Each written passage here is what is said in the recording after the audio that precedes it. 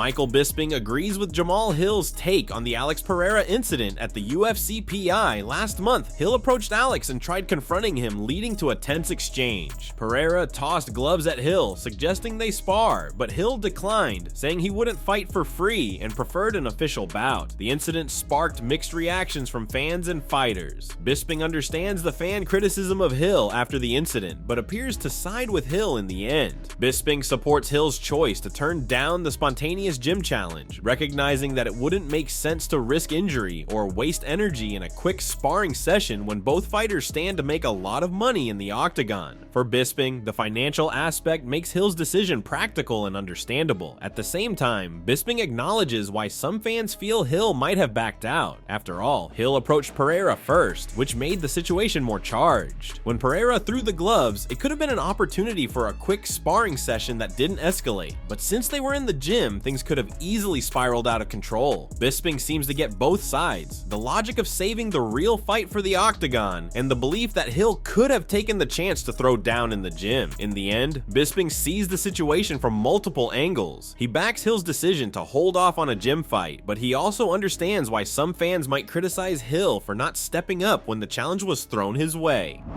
Magomed Ankalaev's manager Ali Abdelaziz revealed that Ankalaev's next opponent will be Pereira. Quote, "Alex Pereira can say whatever he wants. That guy is such a killer. He fought 3 fights in 167 days. Who am I to tell him what to say? He's having fun. Ankalaev's having fun with him. But the only thing that's going to matter, him and Ankalaev are going to be locked in a cage. Alex Pereira is fighting Magomed Ankalaev next. In the UFC, everything can be maneuvered, get delayed. In the UFC, the best fight with the best. It's the only promotion in the world, I can tell you this. If you keep winning, you get to fight for a title. There's not too much politics in the UFC. I think this is one of the most intriguing fights." Ankalaev, what he told me, he said, "I'm not wrestling with this guy. I'm going to show everybody why. If Israel Adesanya can knock this guy out, Izzy cannot even wash my boots in striking. I'm going to knock Alex Pereira out, and I'll get the respect I've been deserving for a long time. I believe it's a long test to strike with this guy and knock him out, but I believe Ankalaev can do it." Ankalaev put himself back in position after a knockout of Johnny Walker and a decision over Alexander Rakic this past October, and Abdelaziz said the Russian is confident he can take Pereira out. Colby Covington calls out Sean Strickland and reveals he has trained with Alex Pereira in the past. With fewer contenders left for Alex Pereira's title defenses, discussions about a potential super fight with John Jones have started gaining traction. Covington believes Pereira might be the one to dethrone Jones. Speaking to Submission Radio, Colby shared that nearly a decade ago, he helped Pereira work on his wrestling. At the time, Pereira was preparing for his rise to glory kickboxing gold while still early in his MMA journey. After starting his MMA career with a submission loss, Pereira quickly made grappling a key focus in his training. Quote, "I trained with him probably 7 or 8 years ago. Glover Teixeira wanted me to help him with wrestling.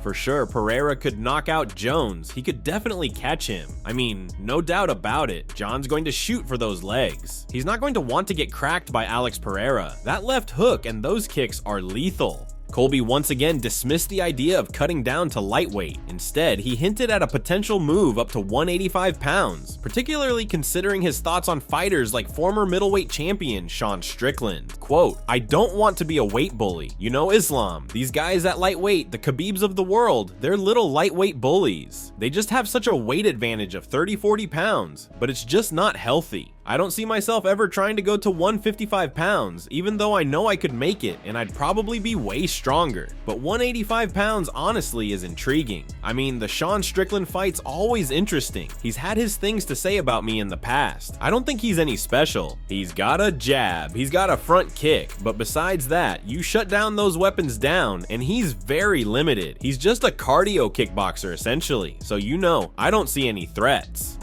Russian MMA reporter Usha Taika recently held an interview with Gadzhi Rabadanov, who is the PFL Grand Prix champion and one of Islam Makhachev's main training partners. In the interview, Gadzhi opened up about a sparring session that left a tough memory for him. He recalled taking a couple of brutal head kicks from Makhachev, the first of which left him wobbling and shaken.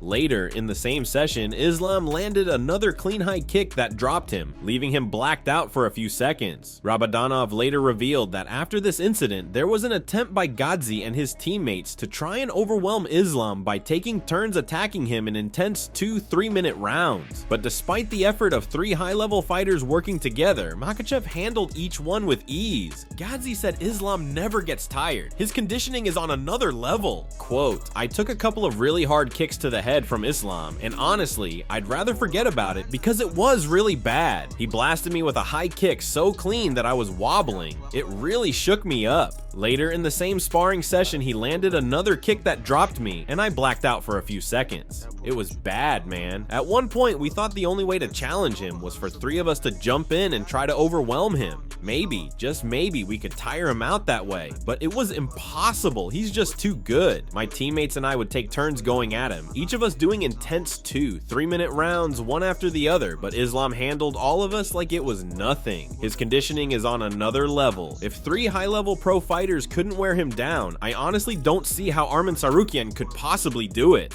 Former UFC middleweight champion Luke Rockhold is backing Jamahal Hill ahead of his showdown with Jiri Prochazka at UFC 311. Both fighters are looking to bounce back from tough knockout losses to the current light heavyweight champion, Pereira. Rockhold feels Jiri's mindset might be a crucial factor for Hill in this high-stakes match. In an appearance on the Jackson podcast, Rockhold called it a very tough fight and expressed uncertainty about where Jiri's head is at. He pointed out that both Hill and Prochazka are coming off damaging losses to the champ, but Rockhold also noted that Jiri has had 2 rough performances in his last 3 fights. Specifically, Rockhold wasn't impressed with how Jiri fought at UFC 303, feeling he strayed from the game plan and fought recklessly. Jamahal Hill's more dangerous, Rockhold said. He's got pop, he's got power, he goes for the kill. Hill is funky, he's weirdly athletic sometimes, he's hard to take down. You saw it in the Glover-Teixeira fight. He was able to get up, get his weight. He funks his way through a lot of things.